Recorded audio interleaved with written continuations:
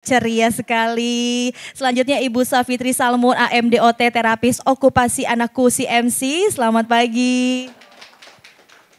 Ibu Mutiara Andini, MPSI psikolog, psikolog anak-anakku CMC. Selamat pagi. Senang rasanya hari ini saya dari Citra memandu acara kita hari ini yaitu talk show cara mendiagnosis anak ASD Autism Spectrum Disorder secara daring sekaligus grand opening anakku Check My Child atau CMC Fatmawati. Boleh beri tepuk tangan dulu untuk kita semua pada pagi hari ini, luar biasa. Bapak Ibu, Anakku Check My Child CMC adalah klinik tumbuh kembang yang dipelopori oleh Profesor Dr. Hardiono D. Pusponegoro SPAK yang dirintis sejak tahun 2001 dengan tim ahli berpengalaman dan juga fasilitas yang lengkap. Ayah bunda, jumlah kasus ASD di Indonesia ini diperkirakan terdapat tambahan sekitar 500 kasus. Setiap tahunnya ini 500 kasus baru ya. Data Kementerian Kesehatan tahun 2020-2021 mencatat sebanyak 5.530 anak mengalami berbagai gangguan perkembangan termasuk ASD. Deteksi dini ASD menjadi langkah krusial dalam penanganan medis berupa penanganan intervensi sedini mungkin sejak usia 18 bulan tetapi perlu disusul dengan diagnosis pasti. Untuk ini, anakku CMC mengambil inisiatif mengembangkan teknik diagnosis online adalah sebuah inovasi yang dirancang untuk membantu orang tua menegakkan diagnosis ASD sehingga penanganan bisa lebih cepat. Teknik diagnosis online ini menggunakan instrumen diagnosis yang disebut Anakku Speech Delay Questionnaire atau ASDQ yang dikembangkan oleh Dr. Ivan Wijaya SPAK, Profesor Dr. Hardiono D. Pusponegoro SPAK, dan Anita Chandra MPSI, psikolog anak dengan tingkat akurasi mencapai 80% lebih. Seperti apa acaranya Bapak Ibu nanti kita akan ikuti bersama untuk talk show kita pada pagi hari tentunya. Namun sebelum kita memulai acara pada pagi hari ini kita dengarkan dulu pembacaan doa yang tentunya akan dipimpin oleh Bapak Benyamin Ajid selaku pemilik gedung. Kami persilakan kepada Bapak Benyamin untuk maju ke depan dan memimpin doa kita. Assalamualaikum warahmatullahi wabarakatuh. Terima kasih kepada semua yang sudah hadir di sini. Semoga kita semua diberkahi oleh Allah Subhanahu wa Ta'ala. Sebelum kita memulaikan doa, kita mendoakan satu surat Al-Fatihah untuk usaha anakku di tempat ini. Allah berikan satu keberkahannya. Al-Fatihah. A'udzubillahi minasyaitonirrajim. Bismillahirrahmanirrahim. Alhamdulillahirabbil alamin. Arrahmanirrahim maliki yaumiddin. Iyyaka na'budu wa iyyaka nasta'in. Ihdinas siratal mustaqim. Siratal ladzina an'amta 'alaihim ghairil maghdubi alaihim waladdallin. Amin. Astaghfirullahaladzim, astaghfirullahaladzim, astaghfirullahaladzim. Alhamdulillahi rabbil alamin. Hamdan syakirina, hamdan naimin, hamdan yuwafi ni'amahu wa yukafi mazidah. Ya Allah ya Rabbana wa lakal hamdu wa lakal syukru kami yanbaghi li jalali wajhikal wa azimi sultanik. Allahumma shalli wa sallim ala Muhammadin wa ala alihi wa sahbihi ajmain. Subhanal munafisi an kulli mahjun, subhana mufalizi an kulli madun, subhana khassa innahu bainal kafi wan nun, subhana man idza arada say'an ayyaqul lahu kun fayakun. Ya Allah ya mufarid fariz, ya Allah ya mufarid fariz, fariz ani hamdul ghayr farij anjal bi rahmatika ya arhamar rahimin. Allahumma inna nas'aluka ya Allah salamatan fid din wal afiyatan fil jasad wa hadiyatan fil ilmi wa barakatan fil rizqi wa taubatan qabla al maut wa rahmatan indal maut wa maghfiratan ba'dal maut.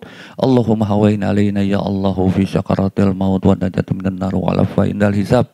Allahumma fil lana wa li walidayna warhamhuna warhamhuma kama rabbayana shighara. Rabbana ya Allah taqabbal minna innaka antas samiul alim wa tub alaina ya Allah innaka antat tawwabur rahim. Rabbana ya Allah atina fid dunya hasanah wa fil akhirati hasanah wa qina azabannar. Wa sallallahu ala sayyidina Muhammadin wa ala alihi wa sahbihi ajmain. Wassalamu ala mursalin walhamdulillahi rabbil alamin. Al-Fatihah. Baik, terima kasih Bapak Benyamin. Kami persilakan untuk kembali ke tempat duduk. Baiklah Bapak Ibu sekalian, nanti kita juga akan ada prosesi pengguntingan pita untuk peresmian pada hari ini. Nanti kami juga akan memberikan kesempatan kepada Bapak Ibu untuk room tour. Ada apa aja fasilitas di anakku CMC Fatmawati ini. Baiklah, sebelum kita memulai acara, selanjutnya kami akan mendengarkan dulu sambutan dari Ibu Nadia Putri Sibali untuk maju ke depan. Kami persilakan. Assalamualaikum warahmatullahi wabarakatuh. Selamat pagi, salam sehat untuk semua yang telah hadir di acara Grand Opening Anakku CMC Fatmawati pada hari ini. Sebelumnya, kami ingin berterima kasih yang pertama kepada Allah Subhanahu wa taala atas rahmat karunia-Nya. Kedua, terima kasih yang sebesar-besarnya kepada Papa Yoni dan Mama Dini, Abah Uti, Mama Papanya Iva yang telah memberikan kami kepercayaan untuk membuka Anakku CMC Fatmawati bersama dengan suami saya, Mas Indra Pusponegoro dan sahabat saya Nivana. Terima kasih juga pada para tamu undangan semua yang telah berkesempatan hadir pada hari ini. Kepada teman-teman media semua, untuk rekan-rekan tim Anakku Group yang telah membantu kami, juga keluarga yang selalu mensupport dan mendoakan untuk kelancaran ini. Berawal dari anak saya Sakinah yang mengikuti kelas terapi di Anakku Kayu Putih sejak berumur 5 bulan sampai sekarang. Dengan permasalahan Sakinah pakai NGT dikarenakan sejak lahir orang motornya yang tidak begitu baik sehingga susah minum susu dan sulit mencapai berat badan idealnya. Dan juga anak hebat dari sahabat saya yang bernama Maika. Kebetulan Sakinah dan Maika seumur. Jadi dari hamil saya dan Iva sama-sama belajar, sama-sama tukar pikiran, sampai Sakinah dan Maika tumbuh besar bersama. Dengan background kita berdua yang bukan dari ahlinya, tapi dengan adanya case-case dari anak-anak kami, alhamdulillah dari situ kita berdua mendapatkan banyak sekali ilmu yang didapat. Terbesit dari kita berdua kelak, suatu hari kita berdua bisa membantu para ibu-ibu di area Jakarta Selatan khususnya untuk berkesempatan anaknya bisa terapi di Anakku. Alhamdulillah sampailah pada hari ini. Kami berdua berharap insya Allah dengan adanya Anakku CMC Fatmawati ini bisa bermanfaat dan menjadi berkah untuk banyak orang. Bismillah, Allah selalu ridhoi segala niat baik kami. Sekian dari kami. Wassalamualaikum warahmatullahi wabarakatuh. Waalaikumsalam warahmatullahi wabarakatuh. Terima kasih Ibu Nadia, kami persilakan untuk kembali ke tempat duduk. Baiklah ayah bunda, selanjutnya kita akan masuk ke acara talk show dan saya yakin ini ayah bunda sudah banyak yang bertanya-tanya ya. Sudah banyak mempersiapkan pertanyaan. Bagaimana sih kita mengetahui ya mendiagnosis anak ASD ini secara daring yang merupakan materi dari Prof. Hardiono. Untuk itu langsung saja saya persilakan Prof. Hardiono D. Pusponegoro SPAK yang akrab disapa dengan Prof. Yoni atau Opa Yoni untuk bergabung di depan. Sudah hadir di tengah-tengah kita tentunya Opa Yoni, selamat pagi, apa kabar? Selamat pagi Bu Dani, kabar baik. Sudah siap ya Prof ya untuk berbagi dan juga berdiskusi kepada Bapak Ibu semua yang hadir pada pagi hari ini. Ketemu ibu-ibu. Kalau gitu langsung saja saya persilakan waktu dan tempatnya untuk Prof Yoni, Ya, silakan. terima kasih. Jadi terima kasih ibu-ibu, bapak-bapak sudah datang ke sini. Nah ini nggak tahu klinik saya yang keberapa nih ya. Kayu Putih, Bekasi, Depok, dan lain-lain lah. Ya, tapi ini saya sendiri juga terkejut nih yang punya gedung ini kok serius banget ya kliniknya. Bagus begini ya, lebih bagus dari tempat saya di Kayu Putih. Kita ngomong yang, kita santai aja lah ya. Nanti mau nanya apa aja boleh, tapi ini pembukaannya lah. Ini ketemu saya sehari-hari begini kalau masih bisa ketemu nih. Ya, jadi udah ke banyak dokter, diagnosisnya belum jelas juga. Diterapi ya diterapi gitu, tapi diagnosisnya apa? Nggak tahu ya. Ini juga nih, katanya anak saya sakit sensory processing disorder. Ini sedang ini tahun-tahun ini. Padahal sebetulnya ini bukan penyakit. Ini sensory processing disorder selalu merupakan gangguan yang terjadi bersama sesuatu yang lebih besar gitu. Jadi nggak bisa dianya aja diobatin, yang besarnya ini didiemin nggak bisa. Ya. Nah ini di Jakarta masih seperti ini. Bayangin di seluruh Indonesia bagaimana ya? Saya kan hobi motret nih, jadi keliling Indonesia kemarin waktu masih kuat. Kalau saya mau pergi ke satu tempat yang terpencil, Saya umumkan di IG, saya mau kesini nih, siapa mau ketemu. Jadi ada meriksa pasien di pinggir pantai, ada meriksa pasien di hotel, macam-macam pada datang. Waduh itu kasihan banget lah. Kacau balau semuanya gitu. Ya. Kenapa sih bisa begini ya? Ke dokter, hah? Kenapa? Kan udah ke dokter bagus-bagus. Ya. Dokternya banyak yang nggak minat sama ilmu ini. Karena kan nggak ngasih resep. Cuman ngomong aja. Padahal dokter kalau nggak ngasih resep, dia nggak berasa jadi dokter gitu. Ya. Terus waktunya luar biasa nih. Saya kalau periksa pasien tuh 1 jam lah paling nggak. Nah, jadi buang waktu. Kalau pasien biasa kan 10 menit, kelar 10 menit, banyak duitnya ya. Ini di Indonesia nih, anak umur 0-18 tahun ada 80 juta. ASD seluruh dunia sama, nggak tahu kenapa. 16,8 per 1000. Jadi anak di Indonesia bukannya 500.000, 1.300.000 kalau menurut ini ya. Ini aneh, di Afrika sama, di Amerika sama, angkanya tetap segini gitu. Dan kelihatannya naik pelan-pelan. Tapi naik pelan-pelan ini mungkin bukan kasus yang bertambah banyak, tapi yang ketahuan makin bertambah banyak, karena orang makin pinter. Banget nih ya, 1.300.000 seluruh Indonesia, mau diapain gitu. Kita nggak punya tenaga, dokter anak 5.000, tapi yang saraf anak seperti saya cuma 100. Terus yang namanya dokter tumbuh kembang, beda sedikit, itu 100. Tumbuh kembang ini kan banyak klinik tumbuh kembang ya. Itu tugasnya menegakkan screening, diagnosis boleh lah. Tapi terapi mestinya di bawah dokter saraf anak gitu. Cuman tumbuh kembangnya banyak promosi, saraf anaknya diam-diam aja gitu, jadi nggak ketahuan. Ya. Saya sendiri dokter saraf anak. Ya. Terus psikiater anak cuma 49. Psikiater dewasa bisa apa enggak? Biasanya enggak bisa, mereka enggak ngerti ya, dan enggak minat sama sekali gitu. Psikolog klinis 3.700, tapi di antara ini yang psikolog anak berapa? Mungkin cuma 50 sampai 100 orang kali ya. Hah? 100 ada? Oh lebih udah, ya syukurlah kalau lebih. Nah untuk terapi, kita punya terapi okupasi. Okupasi ini yang buat sensory integration, terus buat duduk, belajar nulis, segala macam ya. Itu cuma 2 center di Indonesia yang memproduksi. 1 Jakarta, 1 Solo. Produksinya setahun paling-paling 100. Nah, boleh nggak teknik SI dikerjakan terapis lain? Menurut mereka nggak boleh, udah diklaim dulu. Saya juga rada sebel nih. Kok yang lain kan bisa dididik ya? Tapi nggak boleh, ya udah kita ikut aja aturannya. Nanti tanya Ibu Titi tuh, yang terapis okupasi. Terapi bicara 1.600, terapi behavior ini yang paling penting sebetulnya di penangani autis. Masa nggak sampai 15 yang certified di Indonesia? Ya. Nah ini waktu itu beberapa tahun yang lalu saya coba kumpulkan lah mereka yang belajar ke luar negeri, mulai pulang-pulang saya kumpulkan. Kamu bersatulah, jangan berdiri sendiri-sendiri, percuma. Akhirnya mereka jadi satu nih, ABC ya, Agents of Behavior Change. Ini berapa orang tuh ya, 9 apa 10.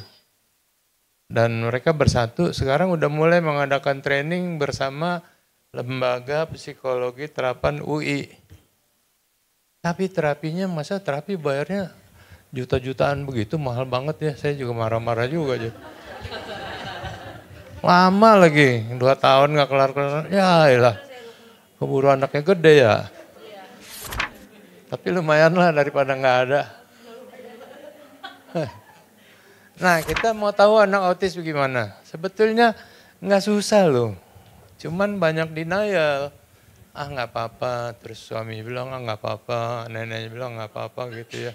Dokternya juga bilang gak apa-apa, jadi denial. Hah? Menurut saya yang paling penting itu kalau punya bayi umur 4 bulan diajak main, bayinya mesti menjawab. Kita oh gitu ya, dia juga lihat oh dia ketawa-ketawa. Itu paling penting lah. Ya. Terus kalau buat CP, tangan lihat. Kalau tangan begini masih 4 bulan nggak terbuka-terbuka, itu 90% dia cerebral palsy. Cacat otak, cacat motor. Kan gampang ya lihatnya ya. Diajak main nggak jawab, tangannya begini terus. Udah nggak bener gitu. Kalau autis sih nggak, tangannya nggak apa-apa ya. Terus kita kenal nih red flags yang umum. 6 bulan dipanggil dari belakang namanya mesti nengok. Kalau nggak nengok dia nggak dengar atau dia cuek. Kalau nggak dengar kan di rumah sakit yang mahal kalau lahir udah dites ya. OAE atau BERA ya. Udah ketahuan lah gitu. Tapi kalau dulu enggak. Nah ini kuncinya ini, 6 bulan dipanggil mesti nengok. Ya, 6 bulan nggak mau kesenyum, 1 tahun nggak bisa menunjuk. Menunjuk ini ada 2 macam. Ada nunjuk yang dekat, makanan, gitu ya dia mau makan. Nah, ada nunjuk yang penting, yang nunjuk yang jauh. Ada yang menarik perhatiannya. Cicak gitu, gitu ya. Itu dia mesti bisa lakukan 12 bulan. Sedemikian pentingnya menunjuk ini sampai kalau pasien datang umur 3 tahun saya tanya, udah bisa nunjuk belum? Belum. Aduh, lemas saya. Susah. Tapi kalau dia datang bisa dia gitu, cuman ngomong-ngomong, wah ini sih beres nih. Ya, sebegitu pentingnya menunjuk pada anak umur 1 tahun. Terus umur berapa mesti bisa ngomong? Kalau umumnya 16 bulan lah. Jalan 18 bulan mesti jalan. Nggak bisa ngomong 16 bulan mesti bisa ngomong ya. Dulu cucu saya, kok ini anak nggak ngomong-ngomong nih cucu saya terakhir. Angung-angung aja gitu ya. Nah, ini saya marah-marah ini terapis ini gimana cucu gue nggak bisa ngomong nih. Ternyata saya salah, umurnya baru 16 bulan, baru mama gitu. Saya pikir udah 2 tahun umurnya. Jadi salah. Nah, kita punya nih nama gejala umur anak 1 tahun ya. ESET. Kan screening autis yang lazim itu 18-30 bulan ya. Screening artinya harus dikerjakan pada semua anak. Bukan anak yang ada kecurigaan aja. Gampang aja nih, cuman 1 forum, 1 lembar ngisi udah ketahuan. 18 bulan. Diagnosis juga 18 bulan, gejalanya bisa lengkap. Kalau nggak lulus screening harus diagnosis. Diagnosis harus menggunakan ini instrumen khusus nih. DSM-5 namanya. Kalau memenuhi kriteria, ya autis. Maaf nih Bu ya, saya kalau ngomong rada ceplos-ceplos gitu. Kalau nggak memenuhi kriteria namanya autis. Kalau memenuhi kriteria, kalau tidak memenuhi kriteria ya bukan autis gitu. Gampang kan? Cuman saya belakangan ini nggak puas. Masa mesti nunggu 18 bulan sih? Coba mundur. Untungnya ketemu ada instrumen-instrumen buat memperkirakan, bukan mendiagnosis ya, memperkirakan adanya gejala yang aneh. Ya, misalnya anak udah mulai deret-deret mainan, anak udah mulai muter-muter roda. Itu masuk, ada namanya ESAT. Nanti saya berikan juga itunya instrumennya. Nah, kalau ESAT ini ada gejala-gejala mencurigakan, nggak mungkin dia bisa didiagnosis sebagai autis. Belum cukup kriterianya menurut DSM-5. Tapi ini saya berubah nih. Kalau dulu saya bilang diagnosis dulu baru terapi. Sekarang enggak. Di seluruh dunia juga enggak. Kalau mulai ada gejala aneh-aneh, langsung diintervensi. Itu hasilnya lebih cepat, lebih bagus. Daripada ditunggu gejalanya muncul. Makanya kalau ke dokter datang 2 tahun, dok anak saya belum bisa ngomong, tunggu aja ntar 3 tahun baru periksa lagi gitu. Sering begitu kan. Itu sama sekali nggak benar gitu ya. Setahun udah bisa sekarang. Oke. Nah, diagnosis kan setelah screening. Screening bukan diagnosis ya. Tapi ini ada juga nih, screening pediatri biasa dapat juga memperkirakan ada gangguan. Semua dokter anak itu di training buat melakukan DDTK itu ya. Denver apa namanya itu. Cuman jarang yang ngerjain. Kenapa? Lama. Dokternya males. Kecuali ada saya lihat di YouTube tuh dokter Aditya tuh di Sawangan apa di mana? Harapan Kita. Dia rajin loh dia kerjain itu. Wah saya senang sama dia tuh. Bener. Jadi mesti dikerjakan pada semua anak screening pediatri. Kalau dia ada otis-otisnya pasti dia nggak lulus dari screening tersebut. Ya. Screening bukan diagnosis.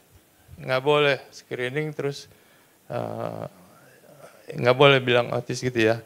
Dicurigai ada otis. Dia mesti memenuhi kriteria DSM-5. Cuman DSM-5 ini juga ribet, nggak ada yang mau ngerjain. Terus kalau tadi jutaan anak sampai seluruh Indonesia siapa yang mau ngerjain gitu. Kan mesti kerjain dokter. Nah waktu pandemi saya bikin lah sama tim saya ini. Anakku speech delay kuesioner. Ini bukan buat screening, ini buat diagnosis pasti otis. Ya, ini yang mau saya kasih tahu pada ibu-ibu. Selain itu, kita juga bikin penelitian lain berdasar video. Jadi pasiennya tanya ada problem, bikin video ini ya. Nanti kita bicarakan lagi, videonya dikirim, kita lihat. Nanti waktu pada penelitian anaknya diperiksa. Ternyata itu kesesuaiannya 90% tuh. Kita mendiagnosis dari video, kita mendiagnosis anaknya secara langsung. Jadi kita punyalah instrumen-instrumen ini. Ini yang buat anak kecil nih, 1 tahun ya. Ini ada beberapa pertanyaannya, apakah tertarik main bukan hanya rodanya aja ya. Bu nanti saya kasih ini. Jal, dari fotokopi ya? Nanti saya kasih ini QR code-nya kalau ibu mau lihat tinggal cikik gitu. Di sini santai aja jadinya. Apakah mainnya caranya bervariasi? Anak banting barang normal nggak? Belum tentu. Nah, kalau dia banting sekali 2 kali, bagus. Dia mau lihat itu barang kalau jatuh kayak apa sih. Dia mau lihat kalau jatuh suaranya kayak apa sih. Itu namanya eksplorasi kan. Normal anak 6 bulan. Tapi kalau anak 6 bulan setahun dia kerjanya semua mainan dibuang, bahkan ditimpuk ke orangnya, itu udah nggak normal. Jadi anak ini kalau nggak dikerjakan dia nggak normal, kalau dikerjakan berlebihan dia nggak normal juga. Bagaimana melihatnya? Ya lama juga sekolahnya buat ngelihat begitu. Saya aja ke praktek 40 tahun udah. Tapi kelihatan lah sebetulnya. Ya. Nah ini apakah anak bereaksi normal terhadap perangsang sensoris? Kalau anak, kalau kita lihat badut, anaknya takut biasa kan ya. Jangan dipaksa ya, pelan-pelan dikenalin gitu. Tapi kalau ketakutan yang hebat terhadap sesuatu yang kita nggak tahu, itu nggak boleh gitu. Oke, ada 19 pertanyaan. Kalau 3 aja jawaban jawaban tidak, anak itu tidak bisa, dari 19 itu, anaknya mesti diperiksa. Ada apa-apa dia. Ya. Bukan notis ya, tapi ada apa-apa. Yang berikutnya yang paling terkenal nih, MCAT. Semua tahu ya. Saya bingung ini sebetulnya kalau lagi nunggu di ruang praktek itu dikasih aja begini ya. Ibunya ngisi gitu kan. Gampang aja, nggak ada susahnya. Gampang banget gitu. Tapi nggak ada yang ngerjain. Itu yang saya bingung gitu. MCAT misalnya, apakah Anda merasa ragu-ragu bahwa anak Anda mengalami gangguan pendengaran? Dipanggil nggak nengok. Ya. Misalnya adakah gerakan jari ini dia lihat jarinya begini deket gitu ya. Terus apakah anak Anda menunjuk? Udah ditanya nih. Ya bisa apa tidak gitu. Nanti 20 pertanyaan cuman kita bisa keluar risiko rendah, sedang apa tinggi gitu. Untuk mengalami autis. Ingat risiko ya, bukan diagnosis ya. Oke. Nah ini selama 8 bulan kita pasang MCAT di online, yang masuk jawabannya 2.400 nih. Ya, high risk 500, medium risk 784, low risk 1.000 lebih. Yang low risk bebas. Yang medium risk mesti periksa lagi beberapa bulan kemudian. Kalau yang high risk mesti segera dirujuk untuk pemeriksaan lebih lanjut. Screening nih ya, bukan diagnosis. Nah kalau mendiagnosis autis gampang kan, gejalanya cuma 2. 1, gangguan interaksi dan komunikasi untuk kebutuhan sosial. Apa tuh interaksi? Ya diajak ngobrol, anaknya lihat gitu ya, terus dikasih mainan dia mau, dia balikin lagi mainannya gitu. Anak-anak kan kalau punya mainan dia bisa, dia weh gitu kan. Kalau anaknya begitu dia senang sendiri aja nggak boleh ya. Gangguan komunikasi sosial bisa bentuknya non-verbal, nggak ngomong, atau verbal tetapi bahasa tubuhnya jelek. Ya, kan kita ada body language ya. Anak-anak ini body language-nya jelek. Terus kadang-kadang anaknya bisa ngomong juga, ya bukan kadang-kadang mungkin cukup sering lah. Tapi ngomongnya ini tidak berkomunikasi. Yang sering begini nih, rumah kamu di mana? Rumah. Nama kamu siapa? Nama katanya. Itu bukan ngomong, itu ekolalia ya. Mengulang apa yang dia dengar tanpa peduli artinya. Ekolalia ini bisa dahsyat loh, panjang banget. Satu lagu hafal dok dia. Dia ekolalia. Coba kasih telepon-teleponan terus gini, ngaco dia. Wow. Dia nggak bisa berkomunikasi dengan telepon. Tapi kalau nyanyi atau ini bisa dia. Ya. Nah, kalaupun dia sudah bisa berkomunikasi, biasanya pendek. Cuman 1 kata, 2 kata, berhenti. Dia nggak pernah cerita di sekolah dia ngapain. Ya. Kan biasanya anak-anak, kamu ngapain di sekolah? Tadi belajar ini, belajar ini, belajar ini. Nggak mau, dia nggak cerita. Semuanya langsung begitu deh. Ya. Nah yang kedua ada perilaku stereotipik dan berulang. Perilaku, kebiasaan, kemauannya dia. Yang sering misalnya muter-muter roda, ya itu kan perilaku, ngederet-deret mainan. Terus ada perilaku flapping, ini yang terkenal, ada jinjit, segala macam. Di antara gangguan ini ada yang namanya gangguan persepsi sensoris. Bagaimana seorang anak mengertikan semua rangsang dari luar. Pendengaran, penglihatan, penciuman, pengecapan, pelukan, semua posisi tubuhnya. Ya, itu gangguan pemrosesan sensoris. Karena keren ngelihatnya gitu. Dan banyak. Jadi keluarlah istilah sensory processing disorder. Anak ibu sakit apa sih kata ini? Sakit sensory processing disorder katanya. Padahal nggak ada, ini bagian dari semuanya. Ya, dari perilaku repetitif dan stereotipik. Munculnya dari masa dini. Nah, ini mulainya. Ada yang mulai dari kecil udah telat. Ada yang tadinya normal terus umur setahun dia stuck. Berhenti terus nggak maju-maju. Ya. Itu kira-kira mungkin di bawah 10% lah. Tapi biasanya yang begini lebih susah buat dokter. Artinya ada proses yang masih jalan di otaknya yang nggak benar gitu. Nah kalau yang dia tadinya bagus, bisa bagus terus nih sampai dia masuk sekolah. Tapi begitu sekolah, tuntutannya lebih tinggi, dia nggak bisa nyusul. Jadi makin lama makin kelihatan. Dulu ada yang namanya Asperger, pernah dengar?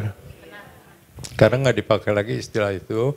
Tapi Asperger ini pinter, ngomong bisa, walaupun kaku-kaku dikit lah. Sekolahnya akademis pinter banget gitu. Cuman nggak berinteraksi sama orang. Nah itu ketahuannya udah besar. Udah sekolah dia baru ketahuan. Takut nggak sih sama Asperger? Saya sih nggak takut. Istilah saya kalau Asperger itu kalau semua orang di sekitarnya ngerti kenapa dia begitu, ya udah bagus. Bisa sekolah, bisa mahasiswa, bisa sarjana, bisa kawin. Nggak masalah lah, banyak sekali ya. Oke, gejalanya harus membatasi fungsi sehari-hari ya. Jadi kalau muter-muter roda sebentar bagus, kalau muter-muter roda seharian nggak bagus. Ini juga ada QR-nya, ini yang meneliti Dr. Ivan Wijaya, ya sama saya. Ini original kita punya nih, nggak ada yang punya dibikin karena bagaimana membantu mendiagnosis anak-anak yang jauh ya. Setelah kita teliti, ini penelitian resmi, 134 subjek ya, separuhnya ASD. Kita lihat ini sensitif 0,86 spesifik 0,83. Bisa mendiagnosis 86% ya, tepatnya 83%. Ya, dan akurasinya juga di atas 80%. Ini lumayan lah kalau buat uji diagnostik ya. Ini kita kumpulkan ada 4.800 jawaban ya. Kita ketemu nih, autis 1.600, ada gangguan komunikasi sosial. Ini istilah yang relatif baru nih. Kalau gangguan interaksi komunikasi tambah perilaku yang stereotipik namanya autis. Kalau gangguan interaksi dan komunikasi tapi mainnya biasa, kelakuannya biasa, namanya gangguan komunikasi sosial, social communication disorder. Lebih gampang apa enggak? Enggak ada yang tahu. Laporannya belum terlalu banyak di seluruh dunia karena ini diagnosis baru nih 2013. Cuman perasaan kita, saya nggak bisa kasih angka jelas, kalau ketemu social communication disorder, lebih mudah mengatasinya dibandingkan full blown autis. Nah, kasusnya banyak apa enggak? Banyak juga. Terus ada gangguan bahasa yang lain, gangguan bahasa reseptif, gangguan bahasa ekspresif. Gangguan bahasa itu ngerti, tapi nggak bisa keluarnya jelek, hurufnya terbalik-balik. Itu namanya gangguan bahasa ekspresif. Tapi mainnya biasa ya. Tapi kalau nggak ngerti, keluarnya juga jelek, bingung kita, ini kan campuran reseptif, pengertian sama ekspresif ngomong. Susah sekali bedainnya sama anak-anak yang disabilitas intelektual, yang IQ-nya kurang. Sekarang kalau anak telat biasa, kan sering tuh, telat nih, bapaknya juga telat lu ngomong. Itu masuknya mana? Itu yang namanya delay. Bukan gangguan. Kalau gangguan udah ada diagnosisnya. Kalau dia cuma terlambat dibandingkan anak seumurnya. Ya. Nah banyak kita temukan functional, istilah saya functional delay lah. Dulu bapaknya telat, anaknya juga telat ngomong. Tapi yang functional delay ini nggak bisa sampai 3 tahun. 2 tahun dia udah nyusul dan keluarnya bener gitu. Kalau ditunggu-tunggu 3 tahun apa nih masih functional delay, constitutional delay, nggak mungkin. Ya, jadi 2 tahun lah batasnya kalau mau telat-telat juga. Ini diisi oleh orang tua ya, umur penelitian kita 18 bulan sampai 3 tahun. Bisa lah dipakai sampai 5. Jawabannya selalu kadang-kadang tidak pernah ya. Di sini kita tanya, ada pertanyaan mengenai kemungkinan dia gangguan pendengaran.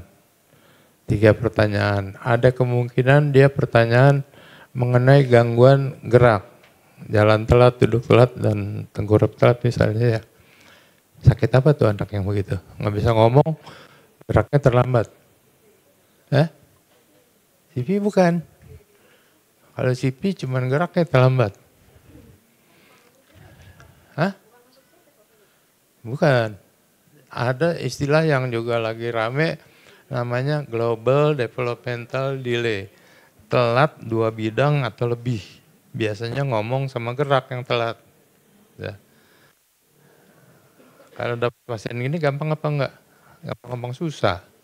Karena 60% dia nanti setelah 5 tahun jadi retardasi mental.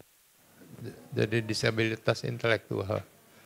Dok, anaknya nggak bisa jalan dok. Ya udah, tolongin jalan. Belum bisa ngomong, di terapi ngomong. Ntar udah sekolah, dok anaknya nggak pinter. Waduh, susah nih saya nih. Ya, jadi kalau dia disabilitas intelektual susah. Nggak semua sih, tapi banyak, 60%. Interaksi sama repetitif juga ditanya ya. Ini misalnya interaksi ini kalau dipanggil nengok apa enggak. 3 tahun nih ya. Kalau diajak berinteraksi dia menatap apa enggak. Ya. Main bersama teman dengan cara yang wajar apa enggak. Menunjuk masih ada juga. Narik tangan nih. Anak ini selalu narik tangan. Tarik tangan Anak normal juga tarik tangan. Tapi anak normal tarik tangan lihat ke orang tuanya. Ayo dong bantuin saya sini gitu. Kalau ini tarik tangan dia perlu tangannya aja. Orangnya dia nggak butuh. Jadi dia nggak lihat. Ini flapping terkenal. Sekarang ya masih ada flapping. Muter roda. Sekarang kok jarang ya muter roda ya. Terus deret-deret nyusun banyak. Kalau kita betulin dia balikin lagi gitu ya. Ini juga rada jarang loh sekarang. Dan ini minat berlebihan lampu, mobil, planet. Dong anak saya bisa baca dong. Kalau dia jalan dia lihat Kentucky katanya. Dia tahu. Ya. Bisa baca dia. Enggak. Tapi dia apa? Anak saya naik mobil dok. Lewat sini mau ke tempat terapi. Mau. Tapi kalau lewat sini marah dia. Jalan mobilnya lain. Nah, ini ada skornya. Kalau skornya kurang 4, kalau gangguan gerak ini skor kurang 2, kalau autis ini ada skornya juga ya. Nanti ada di itu kalau kita klik itu linknya, itu langsung isi, langsung ada scoring ya, langsung ada jawabannya. Anak-anak kemungkinan mengalami ini gitu. Ini satu lagi nih, bikin penelitian lagi. Ya, bisa nggak mendiagnosis lewat video? Jadi anak suruh bikin 3 video, main sendiri, main sama teman, apa ada perilaku aneh apa enggak. Video dikirim, terus waktu penelitian anaknya datang diperiksa. Cocok enggak gejalanya gitu ya. Ternyata ini cocok sama dokter nih 82% sama. Jadi diagnosis video, bukan saya yang mendiagnosis videonya, psikolog saya yang mereksa, nanti hasilnya cocok 80% sama. Ya. Jadi bagus sekali nih, spesifik 91, spesifik sensitif 90% terdiagnosis, spesifiknya pasti autis 70%. Ini udah publish di luar negeri. Nah kalau tadi ASDQ 80 tambah ini 90, jadinya bagus betul ya, hampir semua pasti terdiagnosis. Ya, jadi kita yakin nih bahwa diagnosis ASD bisa ditegakkan online. Ini bayangin kalau hidupnya di Mamuju, di Arfak sana. Ini sebetulnya enak betul ya buat mendiagnosis. Buat dokter juga enak, dia bisa bantu mendiagnosis pasiennya ya. Dah, selesai nih diagnosis, tanyanya nanti. Apa yang kita kerjakan sama anak-anak ini? Kalau jauh-jauh kita pusing, kita punya home program namanya, kita training lewat video, tapi hasilnya tidak pernah sebagus kalau anaknya datang. Ya tergantung banyak faktor kan, ibunya sempat apa enggak, ibunya mau apa enggak gitu. Udah masih kita lakukan juga sampai sekarang ya, tapi yang paling bagus anaknya datang. Anaknya datang, kumpul dulu nih dokter sama terapis, ya. Dokter, terapis, psikolog, segala macam tuh kumpul. Di tengahnya ada anaknya, orang tuanya juga ikut. Ini namanya kita lakukan assessment. Ya. Jadi dokter ini tahunya cuma diagnosis bu. Dokter nggak tahu tangannya, anaknya kok nulisnya begini, kok begini gitu ya. Kan orang nulis kan, normal begini ya.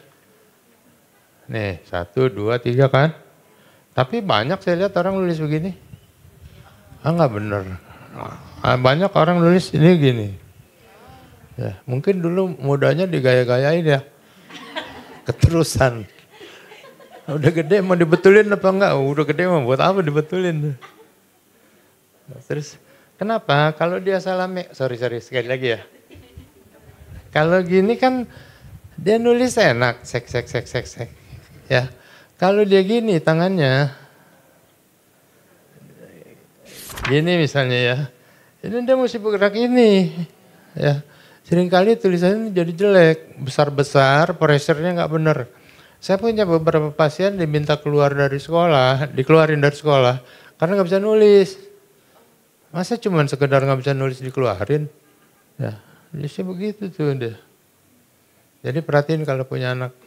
Gampang beli pensil segitiga aja ngajarin nulis. Tahu nggak? Nggak tahu deh.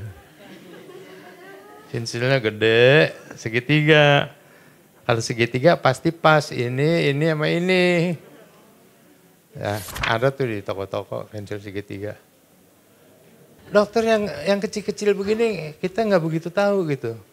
Dok tuh anak kalau diajak ngobrol mau. Tapi begitu dia disuruh ngerjain sesuatu dia kabur. Nggak mau. Nanti biasanya ngelihat terapis tuh. Ya, makanya kita kumpul sama-sama. Dokter, terapis, kita bisa diagnosis persis, kita bisa merancang terapinya di kemudian hari. Ya. Terapinya apa aja? Urutan lebih bagus dibanding sekaligus. Ada anak datang semuanya dikasih nih, terapi bicara, terapi SI, terapi behavior, terapi macam-macam. Menurut saya nggak bagus, karena pendekatannya beda-beda. Misalnya yang beda gini deh. Kalau sensory integration, anaknya main, terapisnya ngikutin. Bukan hari ini datang kamu naik titian 10 kali, diayun 10 kali, salah itu. Nggak ada resep begitu. Anaknya mau apa, ikutin sambil diperbaiki. Ya, SI. Kalau behavior sebaliknya, di awal anaknya mesti nurut. Ayo kita duduk, ayo kita main ini gitu. Nanti lama-lama sih gantian juga. Ya, jadi kalau digabung terus nggak sinkron, kacau otaknya anaknya. Bagusan kalau kecil SI dulu, 2 tahun SI, anaknya lebih tenang, anaknya bisa duduk, masuk behavior. SI tidak ngajarin bicara, behavior ngajarin akademis, bicara dan lain-lain. Ya, jadi dua-duanya perlu nih. Cuman terapis begini cacatnya. Datang ke tempat terapi, siapa yang tangkap dia yang pegang. Ngerti nggak maksud saya? Ada yang kosong jadwal terapisnya, udah ikut sama dia aja. Nggak peduli dia terapis apa. Mau dia terapis bicara, mau dia terapis SI gitu. Terus sudah dia pegang kan anaknya mau baik. Nggak mau dilepas sama terapisnya. Karena apa? Karena ngajarin anak yang udah baik lebih enak daripada anak baru. Susah lagi kan? Nah itu salah. Jadi mestinya masuk SI dulu, kalau dia udah membaik kita evaluasi, langsung masuk ke behavior. SI kurangin atau berhenti gitu. Ya. SI yang saya penting kan dia mengurangi sensory processing disorder. Terutama mengurangi hiperaktifnya. Syukur-syukur kalau dia bisa jadi ngomong. Ya. Tapi yang saya tuju juga adalah anaknya lebih attach sama orang lain. Lebih mau gitu. Ya. Kalau behavior ngajarin ini perilaku positif, mengurangi perilaku negatif. Dan nanti kalau udah mau sekolah, masuk istilah saya SI duduk gitu. Sebetulnya okupasi. Belajar nulis, belajar ke WC, segala macam ya. Kita kemarin penelitian udah selesai juga ngajarin anak ke toilet pakai video. Hasilnya bagus juga, nanti saya rilis. Kan susah ya? Oke. Terapi bicara di mana?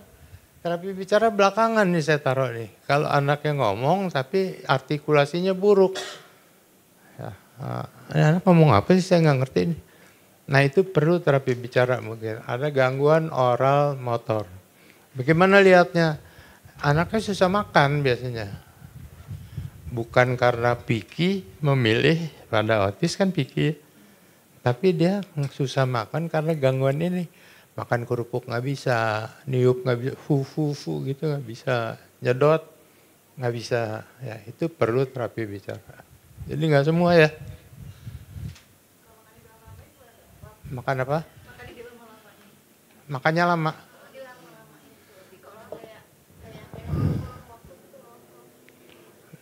Kalau dilama-lamain mungkin hubungannya sama suka ya, bukan sama gerakan mulutnya kan.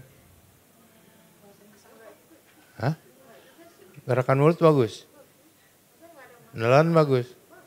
Tapi dia lama. Mungkin kita lihat lagi apakah dia masih kenyang, belum terlalu lapar. Terus karena kebiasaan jam-jam makannya kan diatur tuh biasanya gitu kan. Nah itu apakah dia masih kenyang atau emang dia belum lapar atau mungkin emang dia nggak lagi nggak mau makan makanan itu gitu loh, dengan apa namanya entah rasa atau yang lain-lainnya gitu. Itu makan susah betul. Saya ngomong sama teman-teman saya dokter anak, kamu kalau bisa bikin gemuk anak kurus, bisa bikin anak kurus yang tadinya gemuk jadi kurus, kamu hebat, saya bilang. Nggak ada yang bisa. Ngasih makan anak susah loh. Itu di belakang cucu saya aja, cucu saya umur berapa tuh? 18 bulan apa? Duduk makan mau. Masuk mau cuh katanya. Terus saya, ini kenapa makanan yang berceceran semua, pantas nggak bisa gemuk nih. Saya juga nggak ngerti kenapa. Terpaksa kita ganti-ganti aja makanannya. Ya. Benar-benar begitu. Semua dicuh gitu. Sekarang keren ada lepekannya, ada kantongnya ya. Yang karet masuk ke situ semua. Loh kok nggak dimakan, diludahin semua. Coba Sekarang lihat. Kasih opa yang merah. Ya. Iya. Kasih opa dong, ini opa. Sekarang lihat ya. Nah. Kasih opa yang kuning. Ini opa. Kasih opa yang hijau. Kuning sekali. Ini yang ini warnanya apa? Saya suka iseng-iseng belajar terapi juga, walaupun nggak terlalu benar lah. Tapi iseng-iseng. Basicnya kita minta dia melakukan sesuatu. Jangan dibentak-bentak ya. Kalau dia bisa, kita kasih ore. Istilah saya ore. Sebetulnya ini reinforcement atau hadiah. Ya, kalau dia nggak bisa, jangan dimarah-marahin. Tapi diulang lagi. Sampai dia bisa, ore lagi. Gitu. Itu dari semua terapi behavior, prinsip itu adalah yang paling penting.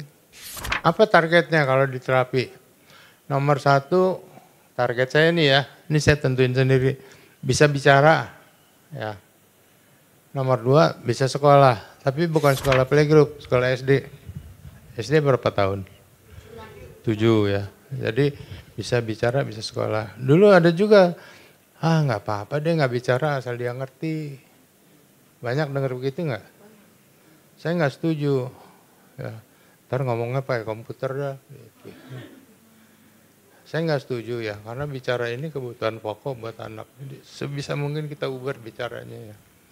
Sekolah juga sebisa mungkin kita ubah sekolahnya. Mau sekolah biasa, inklusi, terserah lah, tapi masuk sekolah. Ini ada berita baik nih. Gejalanya bisa hilang apa enggak?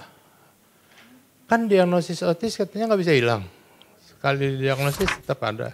Tapi gejalanya bisa hilang loh. Ini sebagian besar anak-anak hilang nih. Ya, umur sekitar 6 sampai 17 tahun.